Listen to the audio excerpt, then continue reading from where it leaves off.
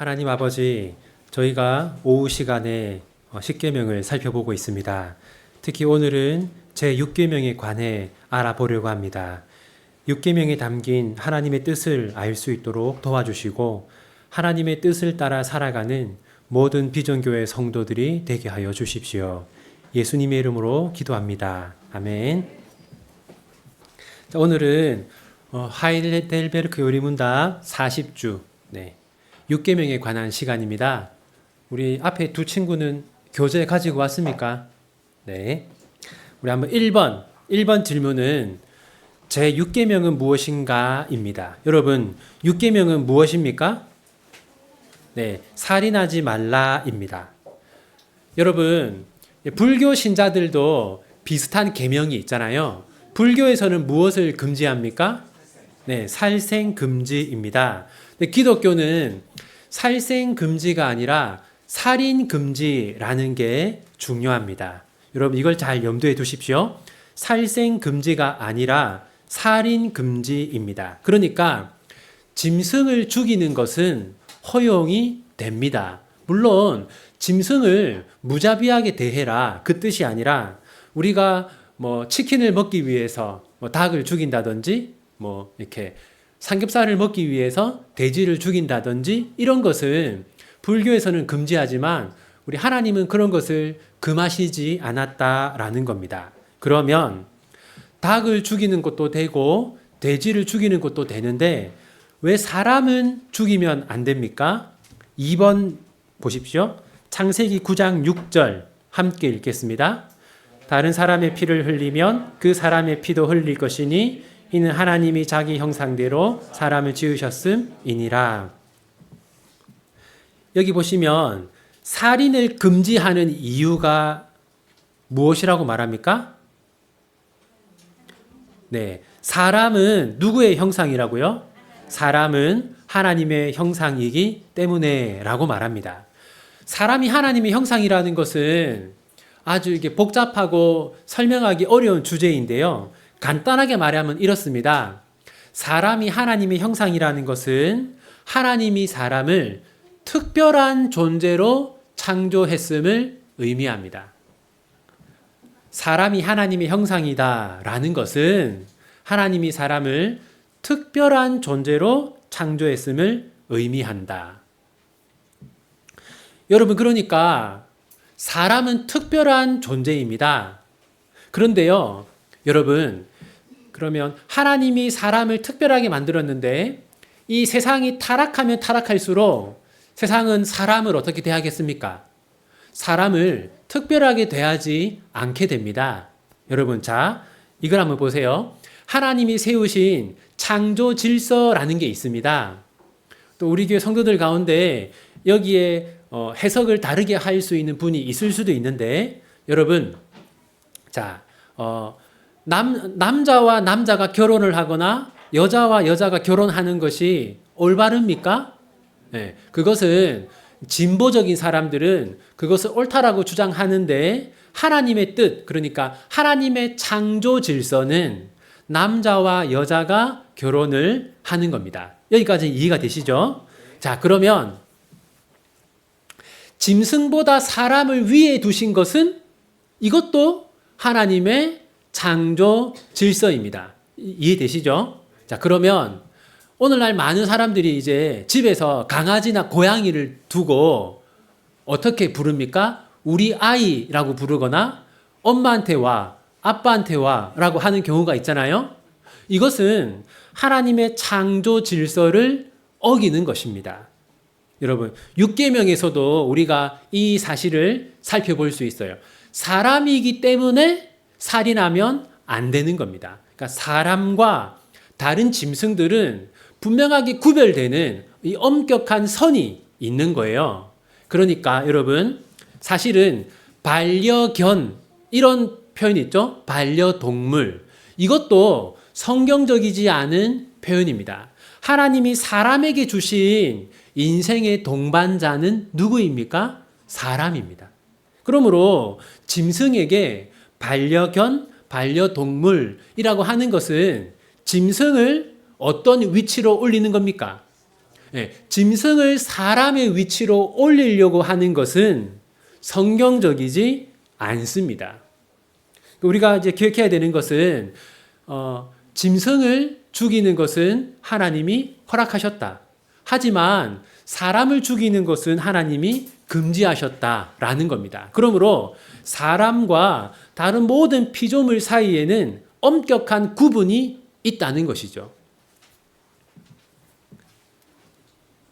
그러면 여러분, 모든 살인이 범죄일까요? 그렇지 않습니다. 정당한 살인이 두 가지가 있습니다. 먼저 로마서 13장 4절 함께 읽겠습니다. 그는 하나님의 사역자가 되어 내게 선을 베푸는 자니라. 그러나 내가 악을 행하거든 두려워하라. 그가 공연히 칼을 가지지 아니하였으니 곧 하나님의 사역자가 되어 악을 행하는 자에게 진노하심을 따라 보응하는 자니라. 하나님이 국가에 무엇을 주었다고 합니까? 칼을 주었습니다. 하나님이 국가에 칼의 권세를 주셨어요. 그러니까 하나님이 국가에 칼을 주었다는 것은 살인할 수 있는, 그러니까 정당한 살인을 할 수 있는 권한을 하나님이 국가에 주셨다라는 겁니다. 이것을 칼의 권세라고 합니다.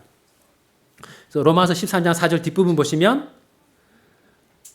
악을 행하는 자에게 진노하심을 따라 보응한다라고 말합니다. 그러니까 국가는 악을 행하는 자에게 하나님이 주신 칼의 권세를 가지고 정당한 살인을 할 수 있습니다. 출애굽기 21장 14절 함께 읽겠습니다.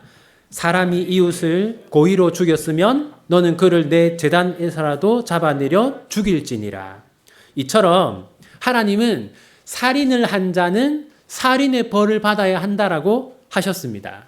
그런데 그러니까 살인자에게 살인의 벌을 내리는 것은 개인에게 주어진 권세가 아닙니다. 국가에 주어진 권세죠. 그러니까 국가가 법을 따라서 사형 제도를 집행하는 것은 육계명을 어기는 것이 아닙니다. 그 다음 또 있습니다. 출애굽기 22장 2절 함께 읽겠습니다. 도둑이 뚫고 들어오는 것을 보고 그를 쳐 죽이면 피 흘린 죄가 없으나, 이런 걸 뭐라고 하냐면 정당방어라고 합니다. 정당방어. 이것은 개인 간의 정당방어뿐만 아니라 국가 간의 정당방어에도 똑같이 적용됩니다. 그러니까 만약에 이제 일본이 이제 우리나라에 쳐들어왔어요. 그럼 이제 우리나라도 국민들을 지키기 위해서 총칼을 들고 전쟁터로 나갈 거 아닙니까? 그렇게 나라를 지키기 위해서 적군을 죽이는 것은 육계명을 어기는 것이 아닙니다. 그러니까 정당한 살인에는 두 종류가 있는 것이죠. 첫 번째는 정당한 법 집행에 따른 국가의 사형 제도. 두 번째는 정당 방어를 위한 살인. 이것들은 육계명을 어기는 것이 아닙니다. 여러분, 그런데 다시 4번을 보십시오. 예수님은 육계명을 이렇게 해석하셨습니다. 그러니까 예수님의 육계명 해석입니다. 마태복음 5장 21절 22절 우리 함께 읽겠습니다. 옛사람에게 말한 바 살인하지 말라. 누구든지 살인하면 심판을 받게 되리라 하였다는 것을 너희가 들었으나 나는 너희에게 이르노니 형제에게 노하는 자마다 심판을 받게 되고 형제를 대하여 락하라 하는 자는 공회에 잡혀가게 되고 미련한 놈이라 하는 자는 지옥불에 들어가게 되리라. 이 5장 21절을 보시면 이렇게 말하잖아요. 살인하면 심판을 받는다고 너희가 듣지 않았느냐라고 하면서, 그런데 이런 행위를 해도 심판을 받는다. 예수님 이렇게 말씀하십니다. 그러니까 예수님 말씀 뭐냐면 살인의 범주에 들어가는 게 뭐냐? 여러분, 예수님 말씀에서 살인의 범주에 들어가는 게 뭡니까? 형제에게 노하는 자. 그러니까 형제에게 화를 내는 것도 살인의 범주에 들어갑니다. 또 뭐가 있습니까? 형제를 대하여 락하라 하는 자. 그러니까 형제에게 욕을 하는 것도 살인의 범주에 들어갑니다. 또 형제를 뭐라고 하는 자? 미련하다고 하는 자, 그러니까 형제를 무시하고 깎아내리는 것도 살인의 범주에 들어갑니다. 여러분, 왜 욕을 하고 화를 내고 무시하는 것도 살인의 범주에 들어갈까요? 그것은 뿌리가 같기 때문입니다. 예를 들어서 제가 누군가를 죽였어요. 그럼 제가 그 사람을 사랑해서 죽였겠습니까? 왜 죽였을까요? 네, 그 사람이 너무 미우니까 죽였겠죠. 그럼 제가 누군가에게 욕을 했어요. 왜 욕을 했겠습니까? 너무 미워서 욕을 했겠죠. 그러니까 뿌리가 같은 겁니다. 미움이라는 뿌리에서 욕이 나오고 화가 나오고 상대방을 깎아내리는 행동이 나오고 살인이 나오는 거예요. 그러니까 뿌리가 같기 때문에 화를 내는 거, 욕을 하는 거, 무시하는 거 이런 것도 살인의 범주에 들어가는 겁니다. 여러분, 그리고요, 뿌리가 같을 뿐만 아니라 결과도 같습니다. 이게 무슨 말이냐면요, 제가 이제 정말 너무 싫어하는 사람이 있어서 이 칼로 이렇게 찔러서 죽였어요. 그런데 제가 너무 싫어하는 사람이 있는데 이 사람을 제가 칼로 찌르진 않았고 막 이 사람에게 화를 내고 인격적으로 모독을 하고 깎아내리고 막 그렇게 했어요. 그럼 그 사람이 점점 어떻게 되겠습니까? 너무 저 때문에 스트레스를 받아서 결국에는 이렇게 마음의 병이 육신의 병이 되고 육신의 병이 커져서 살인에 이르게 될 수 있잖아요. 그죠?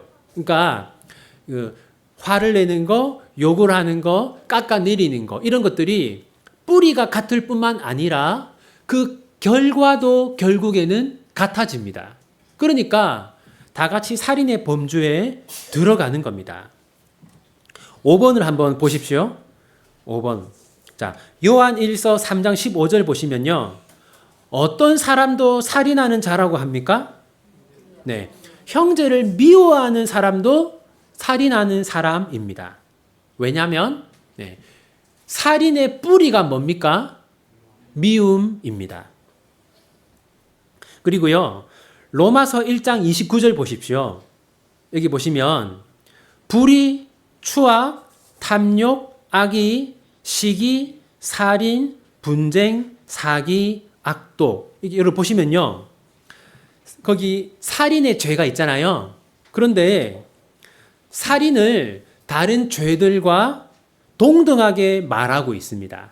그러니까 여기서 불의, 추악, 탐욕, 악의, 시기, 그러니까 시기, 살인, 분쟁 이런 것들은 다 뿌리가 같기 때문에 살인과 같은 범주에 들어가는 겁니다.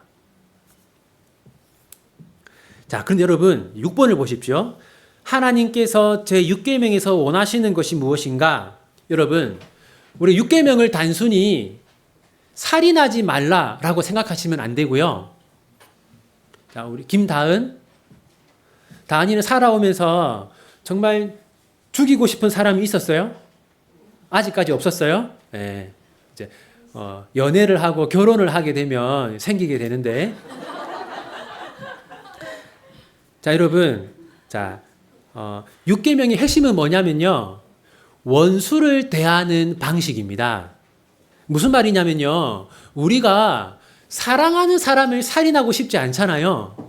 그러니까 원수 같은 사람이 있으면 그 사람을 죽이고 싶거든요. 예, 저도 살아오면서 죽이고 싶은 사람이 여럿 있었습니다.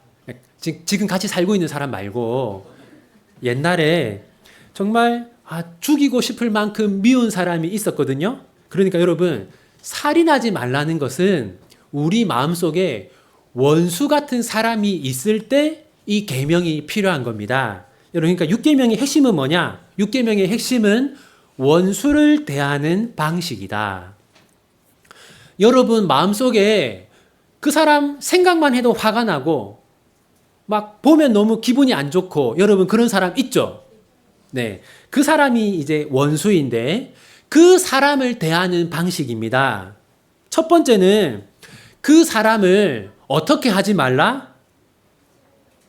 그 사람을 살인하지 말라는 겁니다. 그러니까 사랑하는 사람에게는 살인하지 말라는 계명이 필요 없습니다. 우리에게 원수 같은 사람이 있으니까 살인하지 말라고 말씀하는 거예요. 그러니까 원수를 뭐 하지 말라?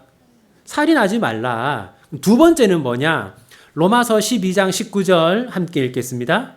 내 사랑하는 자들아 너희가 친히 원수를 갚지 말고 하나님의 진노하심에 맡기라. 기록되었으되 원수 갚는 것이 내게 있으니 내가 갚으리라고 주께서 말씀하시니라. 여러분, 자, 첫 번째는 원수를 살인하지 말라. 두 번째는 뭡니까? 원수 갚는 것을 누구에게 맡기라? 네, 하나님의 진노하심에 맡기라. 만약에 정말 여러분에게 악을 행하는 사람이 있다면 하나님께서 갚아주실 겁니다. 자, 그래서 첫 번째는 원수를 살인하지 말라. 두 번째는 원수 갚는 것을 하나님께 맡기라. 세 번째가 있는데요. 잠언 25장 21절 22절 함께 읽겠습니다. 내 원수가 배고파 하거든 음식을 먹이고 목말라 하거든 물을 마시게 하라. 그리하는 것은 핀 숯을 그의 머리에 놓는 것과 일반이요 여호와께서 내게 갚아 주시리라. 이 말씀이 되게 이제 해석이 분분한 여러 가지로 해석되는 본문인데, 자, 먼저 원수를 살인하지 말고 원수 갚는 것을 하나님께 맡기고, 그 다음 우리가 원수에게 뭐 하라고 합니까? 원수가 배고파하면 음식을 주고 목말라 하면 물을 주어라. 근데 그렇게 하는 것은 원수에게 뭐 하는 거다? 네, 숯을 머리에 놓는 것이다. 여러분, 자, 보십시오. 이제 정말 그 고기 구울 때 쓰는 뜨거운 숯 있잖아요. 그 숯을 제 머리에 얹으면 어떻게 되겠습니까? 엄청 이제 아프겠죠, 그죠? 근데 그래, 뜨겁죠. 네. 여러분, 그런데 왜 원수에게 친절을 베푸는 것이 원수 머리에 숯을 놓는 것과 같습니까? 이건 뭐냐면요. 자, 원수에게 음식을 주고 원수에게 물을 주는 것은 원수에게 친절을 베푸는 걸 말하잖아요. 그러니까 우리는 원수에게 친절을 베풀었어요. 그런데 그 원수는 여전히 우리에게 악을 행해요. 그러면 하나님이 어떻게 하신다고요? 하나님이 그 사람 머리에 뜨거운 숯을 놓는다라는 겁니다. 우리가 친절을 베풀어도 계속해서 상대방이 우리에게 악을 행한다면, 상대방이 우리에게 악을 행하는 것은 그 사람이 뜨거운 숯을 자기 머리에 얹는 것과 같다는 겁니다.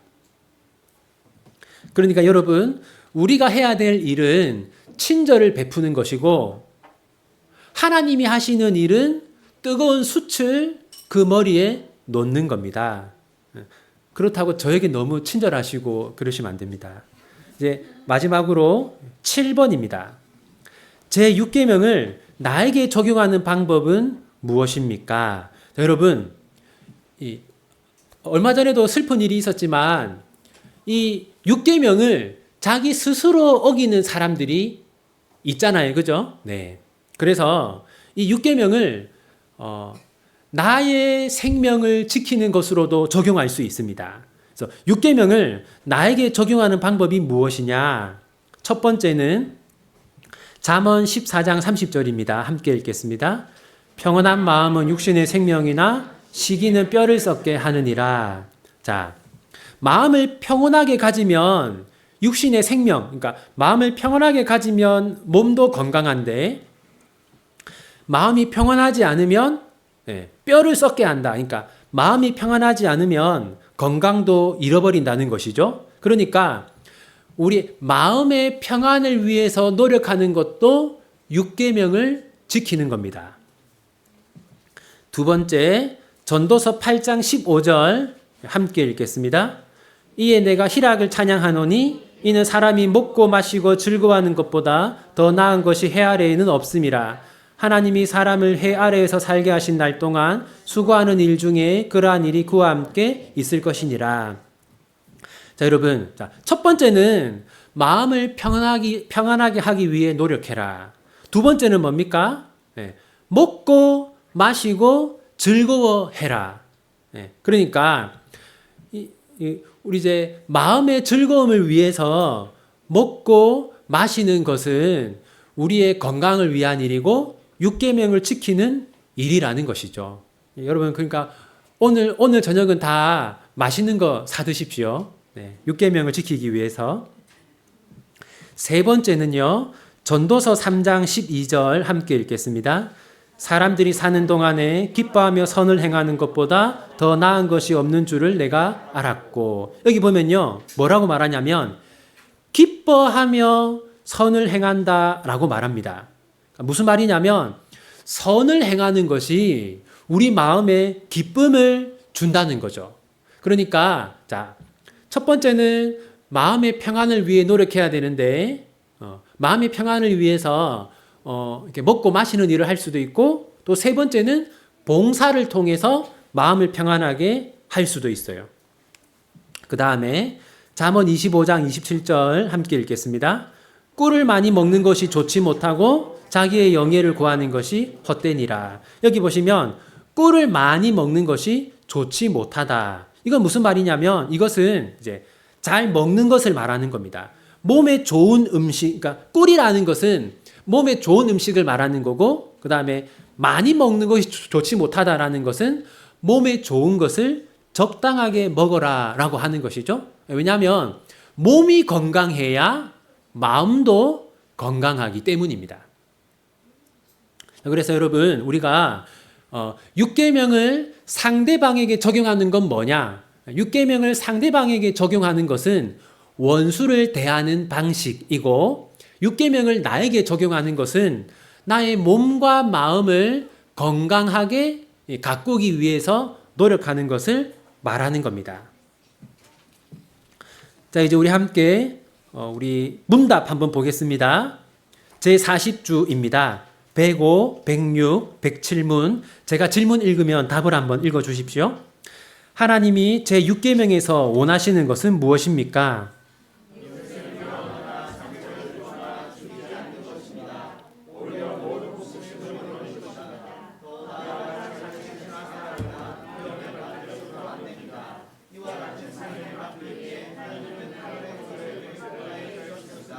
제6계명은 살인에 대해서만 말하는 것입니까?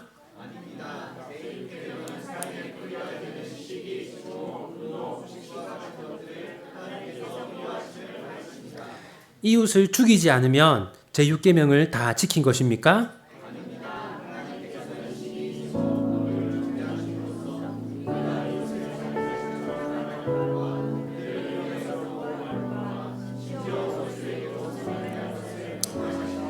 네, 우리 함께 우리 6계명 말씀 붙들고 하나님께 기도하겠습니다.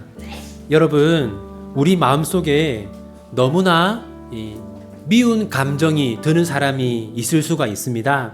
정말 내가 받은 대로 갚아주겠다, 반드시 복수하겠다, 이런 생각이 드는 사람이 우리에게 있을 수 있습니다.